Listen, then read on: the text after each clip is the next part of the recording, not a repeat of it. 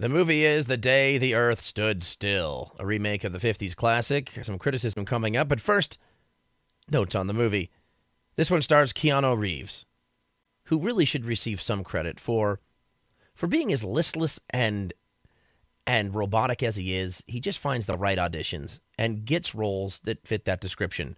We need someone with a blank look on his face, and so he's like an android in the Matrix, whatever he was there, computer programmed and kind of human. And then there was the alien, and he's a surfer or a stoner. I mean, all things that fit somebody who has the emotional range of an oven. Also in this, Kathy Bates. She plays the Secretary of Defense, who must be the voice for the Vice President and President, who are cowering in their hidden locations when the aliens show up. She's kind of like a Madeleine Albright, but with Donald Rumsfeld's brain. And she wants to blow these things up. And there's Jennifer Connelly. She's like the main lady. And ever since Requiem for a Dream, I've had a hard time watching things with her in it and not kind of feeling giddy in a weird way. And Jaden Smith, proving that nepotism isn't always a bad thing. That kid is a shoo-in if they ever make a movie or a sitcom about that cartoon strip Boondocks. But he's good in this, the little kid who makes some bad decisions. And it's interesting because just last year, his dad was in I Am Legend, another apocalyptic movie where they clear out Manhattan. So it's like a holiday tradition, wipe out New York with a Smith in it. And that was a remake too, I Am Legend. And I'll make some comparisons on that coming up. Also in this, John Hamm, who's from Mad Men. It's hard seeing him in a role other than the Lucky Strike smoking, womanizing, misogynist pig, and really legend that he is in Mad Men. So that's a little weird. And finally in this, John Cleese, who plays the role, the funny English guy. This is weird. He plays the role, and this is in every movie where there's people running from the law, but they're in the right.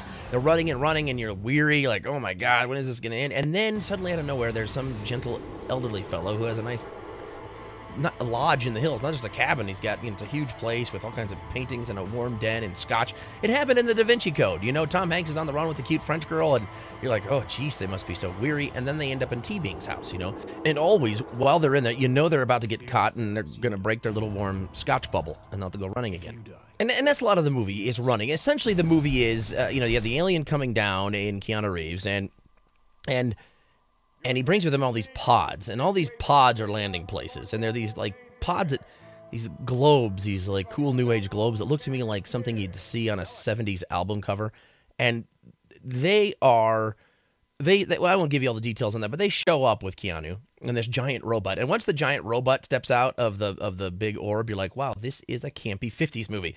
I like they keep some of the campiness, all the National Guard and their useless bullets gathering around the orb, shooting at it. And you've seen that in how many Godzilla and or Alien movies.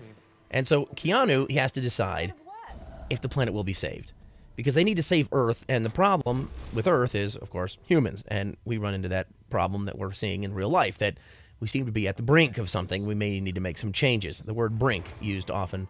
You're going to feel like you've seen it before. Yeah, I mean, over the last couple of years, Manhattan's taken some hits. Cloverfield, there was an issue in Central Park with the big monster.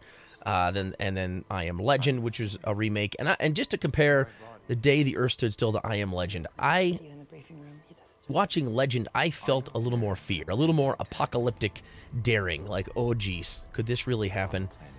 And The Day the Earth Stood Still, there was some of that, at least in the first part of it. And I test a movie's tension by how willing I am to hold the silo of soda I just sucked down.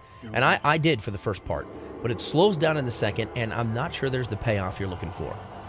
I mean, there's some exciting destruction, although much of it you've already seen in the trailer. I liked a lot of the performances. Again, Keanu, good, but he should be careful. One day a robot will be doing his job.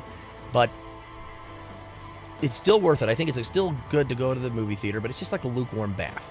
It's not as hot as you'd like it, but hey, it's a bath. You've already poured the water, so you might as well, get clean and enjoy it. So, Day the Earth Stood Still, go to the theater. Especially during the holidays, you want to get out of the house. But if you don't have a really good reason, I'd wait for DVD.